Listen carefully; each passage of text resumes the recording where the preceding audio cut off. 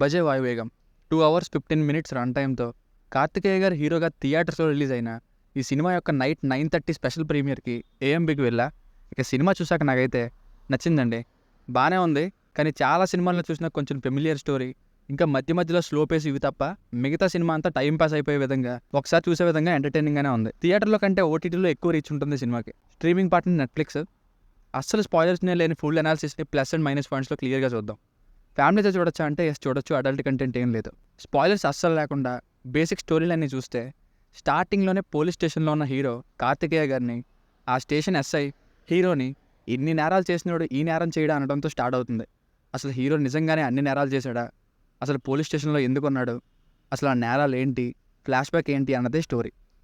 Plus points: hero చిన్నప్పటి story నుండి అతను క్రికెట్ ప్లేయర్గా ఎదిగే టైంలో హర్డిల్స్ వచ్చే వరకు సాగదీయకుండా స్ట్రైట్గా షార్ట్ అండ్ సింపుల్ అనేటట్టుగా తేల్చేయడం బాగుంది.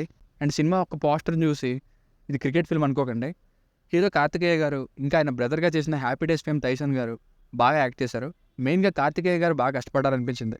ఇంకా ఫస్ట్ హాఫ్లో ఫాదర్ సెంటిమెంట్తో వచ్చే తనికల్ల బర్ని గారి సీన్స్, సెకండ్ హాఫ్లో హీరో రోల్లో రివీల్ అయ్యే ఒక ఎమోషనల్ సీన్, ఇవి బాగా వర్కౌట్ అయ్యాయి. రవిశంకర్ గారి విలనిజం అయితే పీక్స్. ఈ మధ్య వచ్చిన సినిమాల్లో ఎంత భయపెడుతూ కిక్ ఇచ్చే విలన్ రోల్ని ఇదే చూడడం నేను. ఆ డైలాగ్ డెలివరీ అవి కూడా ఫ్యాంటాస్టిక్ అనేలానే ఉన్నాయి.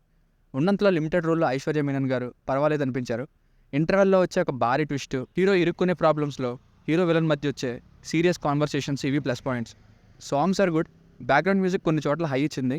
Cinematography is also good, car chasing సీన్స్లో బాగా షూట్ చేశారు. మైనస్ పాయింట్స్: స్టోరీ కొంచెం ఫెమిలియర్ స్టోరీగా అనిపించింది.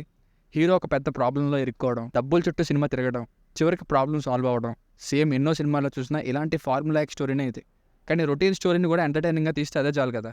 ఈ సినిమాలో చాలా వరకు ఎంటర్టైన్ చేసే సీన్స్ ఉంటాయి, బట్ స్టిల్ సెకండ్ హాఫ్ మనకి సింగిల్ పాయింట్ అనేలా స్టోరీ మారిపోతుంది. ఇంకా ఫస్ట్ హాఫ్ కూడా కొంచెం మధ్యలో స్లోగానే ఉంటుంది. అలా ఎస్టాబ్లిష్ చేస్తూ వెళ్తున్నప్పుడు కొంచెం ఎక్స్పెక్టెడ్గా కూడా ఉంటుంది. ఫస్ట్ హాఫ్ ఎస్టాబ్లిష్మెంట్ అవుతుంది. ఆ టైంలో హీరోయిన్తో వచ్చే సీన్స్ అంత ఇంట్రెస్టింగ్గా అనిపించవు. లవ్ సీన్స్ అవి పెద్దగా ఏం లేకుండా జాగ్రత్త పడ్డారు, బట్ స్టిల్ ర్యాండమ్గా సీన్స్ వస్తుంటాయి, ఎందుకంటే అవన్నీ సెకండ్ హాఫ్లో డిపెండెన్సీ ఉన్నాయి కాబట్టి.